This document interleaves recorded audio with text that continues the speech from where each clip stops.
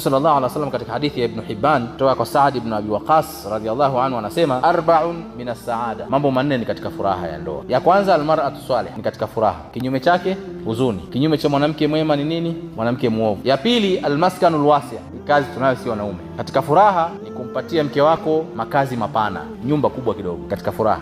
Sawa. Katika furaha aljaru salih, kuishi katika eneo ambalo utapata jirani wema. Walmarkabul hani, na kupata kipando kizuri. Wa arba'a min ash-shaqa, na mambo manne ni katika shida na dhiki. Almar'atu su, mwanamke muovu. Waljaru su, na jirani muovu. Walmarkab su, na kipando cha hovyo. Walmaskan dayiq, na nyumba ndogo. Hii ni katika dhiki. Wanawake wetu matarajio yao vile vile ni kuishi katika maeneo yenye furaha kama hayo. Ad-dunya mata'u, dunia ndugu zangu ni starehe. Wa khairu mata'i dunya almar'atu salih, bora starehe ya dunia ni mwanamke mwema. Wewe hata ukiwa na nyumba nzuri kiasi gani, kama mke wako hovyo nyumbani, shekhi, wallahi huna starehe katika hii dunia. Utakuwa na dhiki, lakini mwisho wa siku sababu ni nyumbani hakuko vizuri.